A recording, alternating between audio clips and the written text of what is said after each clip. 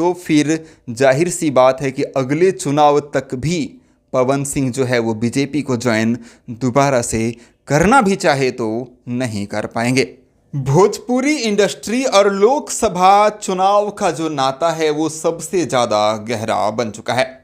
यहाँ पर भोजपुरी इंडस्ट्री के बहुत सारे कलाकार जो है वो चुनाव लड़ रहे हैं, प्रत्याशी बन गए हैं। तो बहुत सारे कलाकार जो हैं वो अलग अलग पार्टियों को सपोर्ट कर रहे हैं। बहुत सारे कलाकार जो हैं वो रोड शो कर रहे हैं पैसे लेकर प्रत्याशी के सपोर्ट में। जैसे कि टुनटुन यादव जी के बारे में मैंने बताया आपको कि आरजेडी को सपोर्ट कर रहे हैं, तो नीलकमल सिंह जी, मनोज तिवारी जी और नरेंद्र मोदी जी को सपोर्ट कर रहे हैं। अरविंद अकेला कल्लू निरहुआ को सपोर्ट कर रहे हैं, तो पवन सिंह को भी सपोर्ट कर रहे हैं। ऐसे न जाने कितने सारे हमारे खेसारी लाल यादव जी जो पैसे दे उनका ही प्रचार करने के लिए जाते हैं।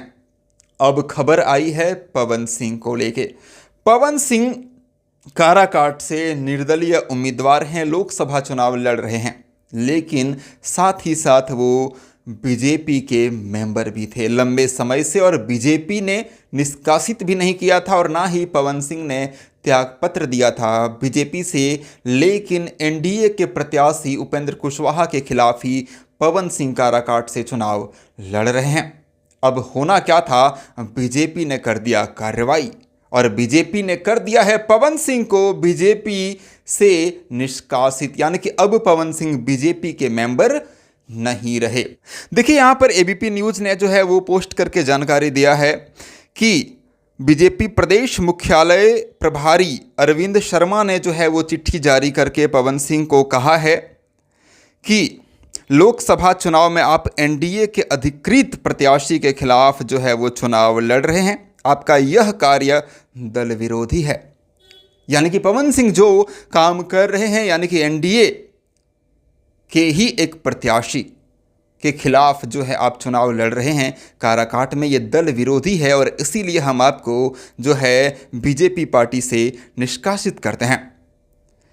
तो ये है एक अपडेट। अब पवन सिंह के लिए जो लोग ये अनुमान लगा रहे थे कि पवन सिंह चुनाव जीतने के बाद बीजेपी को समर्थन देंगे, अब लग रहा है कि ये तो मुश्किल है, क्योंकि मैंने ये सुना है, यहाँ पर लिखा नहीं है, लेकिन पहले जो देखा गया है कि बीजेपी जिसे भी निष्कासित करती है, यानी कि अपने पार्टी से अलग करती है, उसे कम से कम 6 साल के लिए हटा दिया जाता है।